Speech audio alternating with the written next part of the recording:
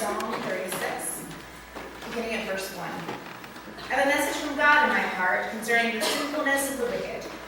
There is no fear of God before their eyes. In their own eyes they flatter themselves too much to detect or hate their sin. The words of their mouths are wicked and deceitful. They fail to act wisely or do good. Even on their beds they plot evil. They commit themselves to a sinful course and do not reject what is wrong. Your love, Lord, reaches to the heaven and your faithfulness to the skies. Your righteousness is like the highest mountains and your justice like the great deep. You, Lord, preserve both people and animals. How priceless is your unfailing love, O God.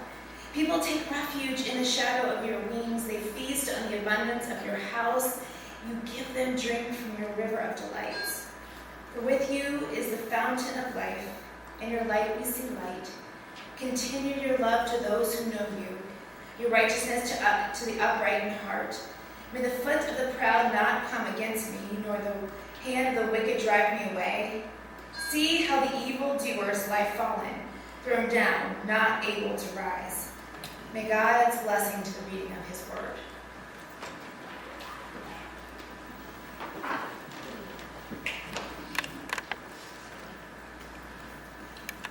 Will you pray with me? May the words of my mouth and meditation of all of our hearts be pleasing in your sight, the Lord our rock and our Redeemer. Amen. Well, good morning once again, church. Good morning to those joining online. Hello to you. Those also that will watch this later, we want to say hello and welcome. We are in the middle of a sermon series, and we're in part 4. And now I know it's been 4 weeks, but you're still oohing and awing over this background picture, right? You're still amazed by it. Ooh, that's right. Ooh, thank you. Appreciate that. Well, as we're here today, if you haven't been with us, I want to catch you up to speed. We have been doing a book of Psalms study, and it's called the Plucking, the name of this sermon series. That is because the book of Psalms was actually music that the Hebrew people would sing, and we know it as kind of poetry here today, but actually it was originally to music. And the word psalm itself comes from actually the Greek word psalmoi, which just means to strike, like especially a musical instrument. So you hear like a plucking kind of sound. So it almost kind of, you can almost name it the book of pling, if you want to, if you're from certain parts of the country that I've lived in before. And as we're here today, we've been studying just some different passages through it. Today we come to Psalm 36. Now, if you've ever read through the book of Psalms, it's kind of a book that's kind of neat because you don't have to read in order, right? Each psalm sort of stands on its own and its own way of expressing life. And we love to go to the Psalms, I know many of us, because instead of having to read a whole story, so much of it just encapsulates the feeling of life, the emotionality of life, the very things that happen to us, both good and bad. And as you come to them, you realize they're almost like prayers so many times. Or a description of life to think about and meditate on, or some quick thing to maybe to remember as we go through life and feel downtrodden, that we can once again get strength, that is, through the Lord. And as we look through the Psalms, it's kind of interesting because we're looking at Psalm 36 today, but as you go back, you'll notice something very special that we haven't talked about. For instance, in the first chapter, our first week, we looked at Psalm 1, and we looked at how Psalm 1 really describes kind of two ways of living, both the righteous and the unrighteous, and what both of those motifs sort of look like. One is chaff in the wind, one is a great big tree planted by streams of water. The next week we looked at Psalm 8, which just declares God's glory and the awe and wonder of the Lord. Last week we looked at Psalm 23, and we looked at how God is with us, like our shepherd.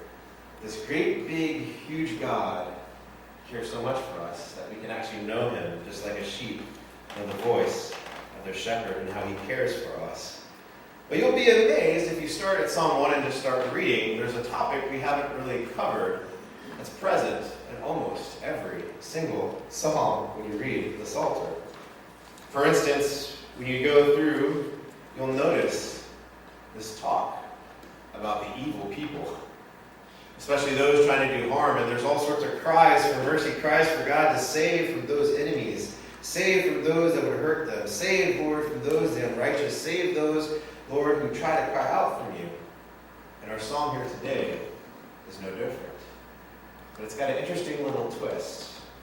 So when you read through the different psalms, you'll notice so many different times how David, who was attributed for this first book of Psalms, that is Psalm 1 through 41, that is, how so many times David cries out to the Lord, Lord, save me. Save me from my enemies. They surround me like a pack of wolves, ready to tear me out. You see it, for instance, Psalm 3. You see, how many are my foes? Psalm 4, how long, O men, will you be torn away by glory into his shame? My glory and shame, that is. In Psalm 5, he's saying about his enemies that their throat are an empty grave. In Psalm 6, my eyes grow weak with tears, for the love of the Lord has heard my cry for mercy. In Psalm 7, save and deliver me from all those who pursue me. In Psalm 9, O Lord, see how many my enemies are and persecute me. Psalm 11, for look, the wicked bend their bows and set their arrows against the strings. And on, and on, the Psalter will mention. About evil coming into our world, evil being present in our life, and how so many times it seems like evil is winning. Now, this shouldn't really surprise us too much, especially for this first book, because, as I mentioned before, all these Psalms are attributed to David. And so many of you look at him, if you look at his life, and you look at what he went through. Of course, we know the stories of David and Goliath, don't we, very well.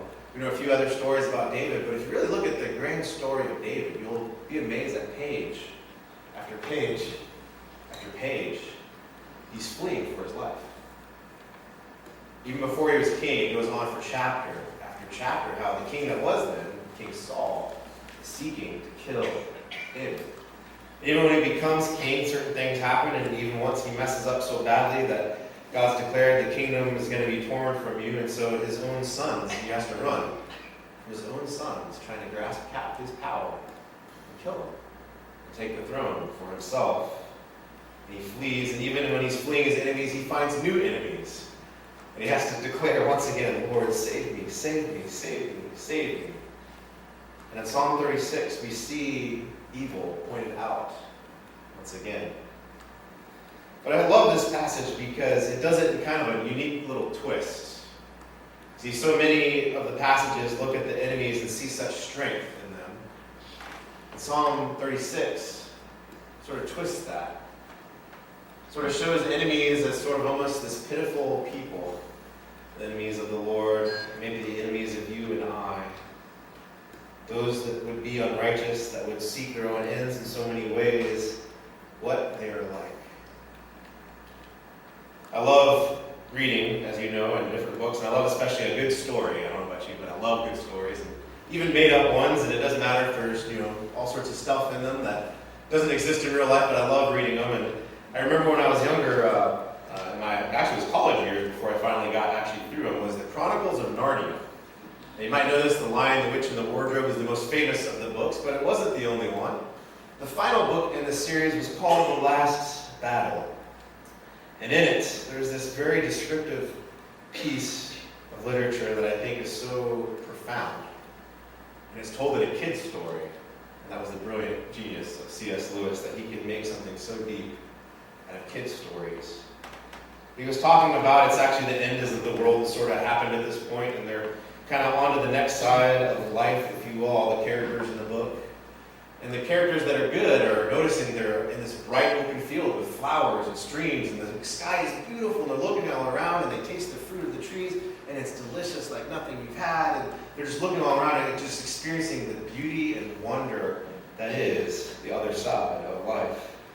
And they come across a stable, and the stable is kind of there, and they notice it doesn't have a door, there's no ceiling to it, or there's all these windows and things, and they open up the door, and they notice it's just weird. You walk through and nothing happens. But then they start looking through the little peepholes of it, and they notice a whole different world, even on the other side of life. And on the other side of life, there were these people called dwarves, if you will. And they were little dwarves, like little Snow White or something, right? But they had ended up being traitors and turned for the bad guys in the story. So they're on the other side of life, and they're there, and it's really interesting because the characters come and interact with them, and they're like, hey, look at the beauty of the sky. And these dwarves don't experience it like that. The dwarves get onto them and get mad at these characters because they say, look around you, it's pitch dark. There's no light at all. And so the characters are profounded by this. They go, oh, you can't see this. I'll tell you what, I'll pick some flowers. You can smell the beautiful flowers. So they pick some flowers, and put it before the dwarves don't smell flowers. They get mad and they want to strike them because they smell just stable glitter.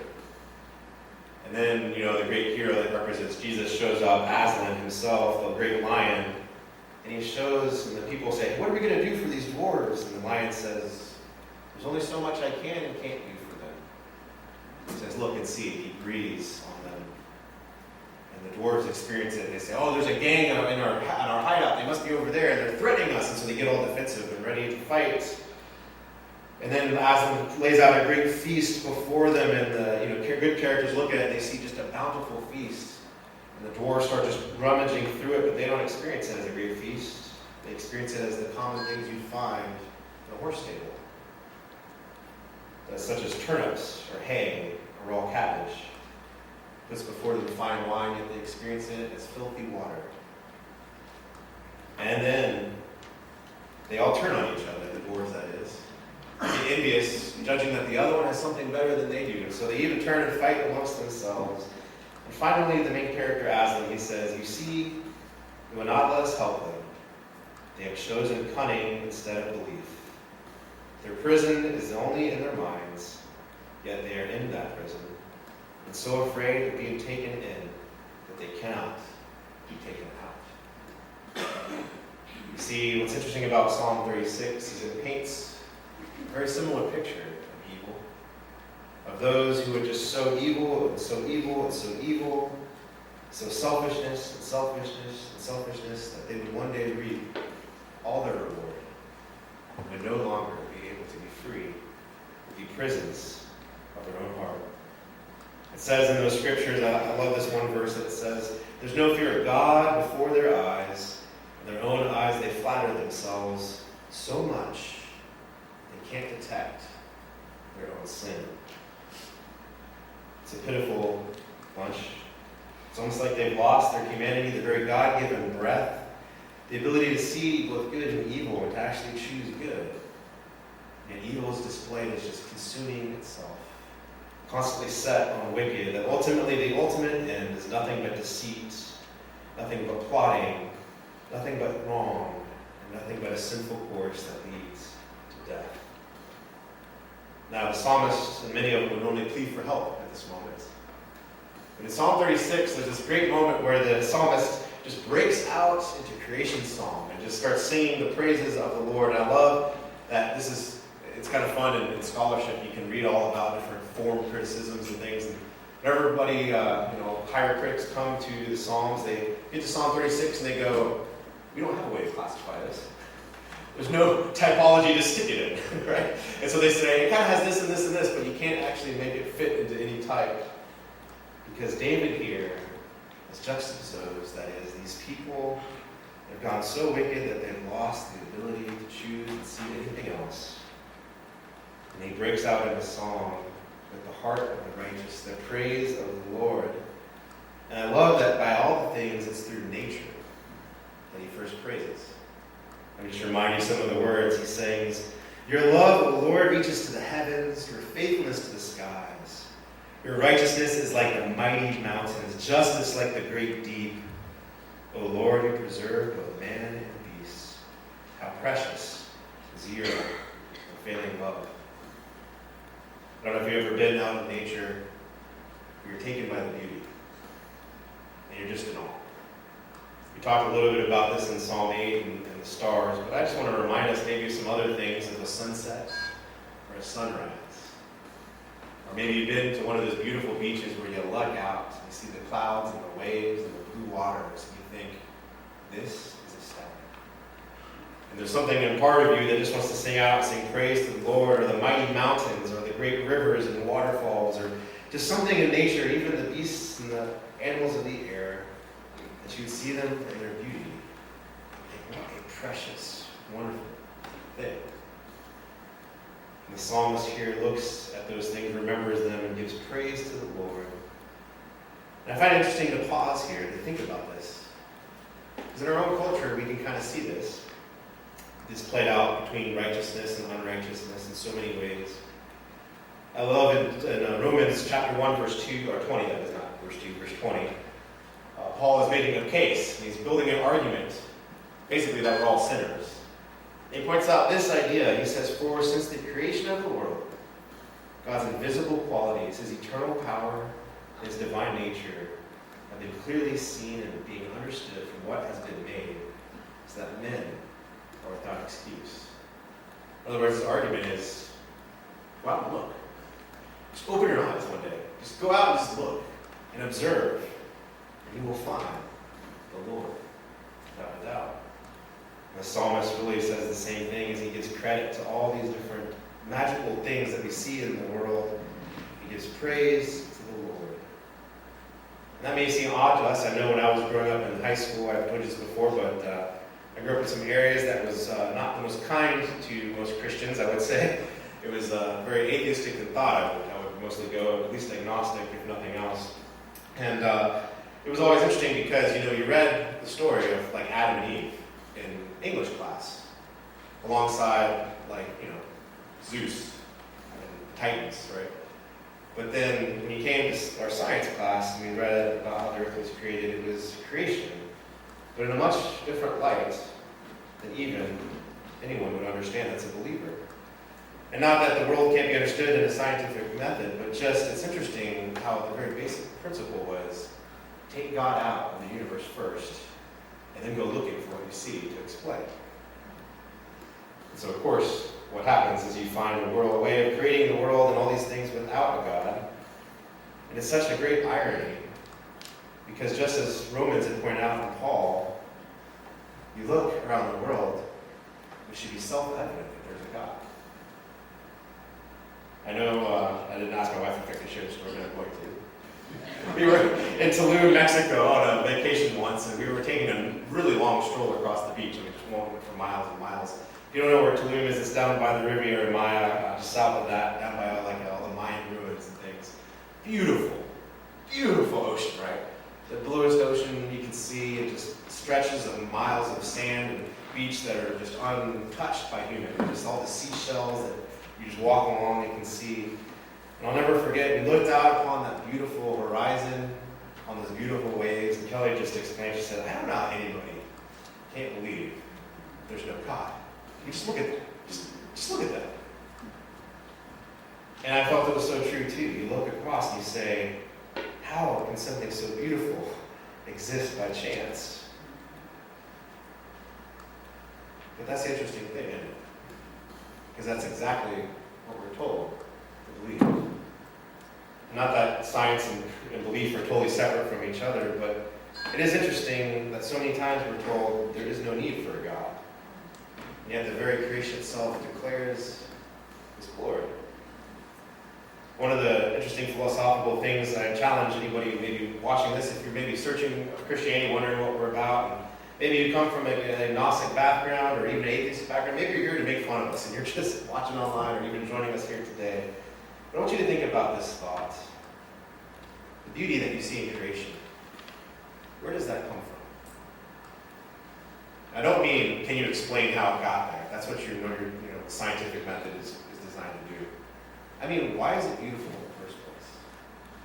Where did the idea of beauty even come from? How did that arise from molecules banging together? But yet, each of us would look at a beautiful waterfall, could stand there in awe. Where does beauty even come from?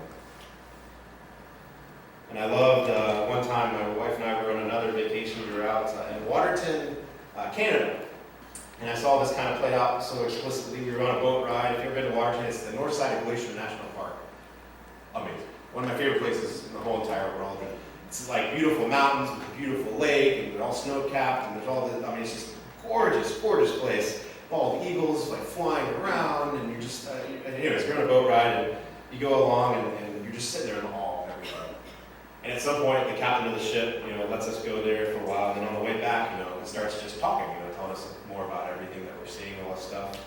And I'll never forget, he got really into geology, and was going on and on and on and on and on about it, which is all fine, but I remember just kind of this thought going through my head, is that there's a way to use science to explain things so that they're not beautiful. I remember sitting there thinking how beautiful this was, and there was a way to just, it was almost kind of like you could use it in such a way that if you could just get a handle on it, and explain things, you could take away the beauty. And I don't think that was his intention, but I remember kind of that was what was happening, was at some point I wanted to be like, can you just stop talking? And I'm looking at this, right? I don't care about the geological formation of this little rock over here. Like, holy, look ahead of me. Like, this is, I know you live here, but holy, right? And yet one of the great ironies is if you go back into history, you can make a great case. And actually I had a college professor at the University of Georgia, which is not exactly, it's a very liberal arts campus. And, it's definitely not pro-Christian in a sense anyway. But he had made a case that really science as we know it only exists because of Judaism. And specifically Judaism through both then Islamic and Christian thought. That the original scientists were people trying to look for God in nature. And that none of the other worldviews before that saw value in nature. It was all evil. And that as you look as a Christian or a Jew or an Islamic person, you look at nature in a different light, that it could explain maybe mysteries and proclaim God's power and glory. And so you do want to take the chance to observe it, to understand how it works. Yet so many times in our world today, we try to juxtapose the two. That science and religion are separate, but yet they're so closely related if you stop and think about it. In these verses that he exclaims, David that is, he shouts out, your love, O Lord, reaches to the heavens. I mentioned that there are many songs written by the Psalms. And one of my favorites, you can get online and find it. You get onto our sermon part of our homepage and go to our sermon section, and there's a spot there, that third day. You guys may know them, remember them? They have a song called Your Love, O Lord. If you want some time to meditate this week, I recommend that song. It's a great one. And you can even tell the 90s attire in the video that I posted there. It's really fun to go back and look out. Oh, like, it looks so old. It's like, holy moly. But the song still stands timeless because it's built on these songs. And so, but as you get to my favorite verse, this whole entire song, he goes on and he exclaims, how both high and low among men find refuge in the shadow of your wings. They feast in abundance at your house. You give them drink from the river of delights. For with you is the fountain of life. And my favorite part of this whole verse, it stands in direct opposition, that is, to the idea that the wicked don't even detect or hate their sin. He says this line. It sounds so kind of just stupid on the surface, but if you stop and think about it, the depth of what he's saying, he says, in your light, we see light. If you stop and think about that, it makes total sense. There's a way of encountering this world and coming across it where you don't see it as it is. And all the beauty can be washed out, all the colors gone, and we'd only see black and gray and hues of drabness and darkness. Or you can see the wonderful colors that were created. The smells of the earth, and the wonderful taste of the earth, to finish it or see it and live it, that is abundantly. That in God's light, it's the opposite. We experience the light. Yet when we are wicked, we sow wickedness. We end up not even detecting our own sin or the folly of our ways. So David puts these two together. And he finishes the psalm. He says, kind of a cry out for help, but in a very much toned down way in the other psalm. He says, continue your love to those who know you, your righteousness to the upright in heart. May the foot of the proud not come against me, nor the hand of the wicked drive me away. And he gets to the final fate, to see how evildoers lie fallen, thrown down, not able to rise. As we come to the Psalms, it's always heartening to remember that David experienced evil like you and I do, people against him, people trying to take his own life. And as we live in this world, we know so many times, sometimes it just feels like that, but sometimes literally there are people trying to take our lives and the lives of our loved ones. Evil exists in so many ways, it can feel overwhelming. Yet when you step back, look in the light, as God has the lights, you can remember, first of all, the beauty of this earth. And second of all, you can remember the ultimate fate of all those who choose evil. That they are thrown down and not able to rise. Amen. Lord, as we're here today, we thank you so much for your word and how it brings us comfort and hope. May you again work your wonders here today. That, Lord, we would be your people, never to be fooled by the guises of evil, that all the temptations of this world would never snare us. But God, that we would live in your light. And through living in your light, experience your light, and learn, love, to see light. And Lord, to see the beauty of this word. Be amazed by it. See your handiwork. Each and every creature, each and every mountain, each and every stream. We pray all this in Jesus' name.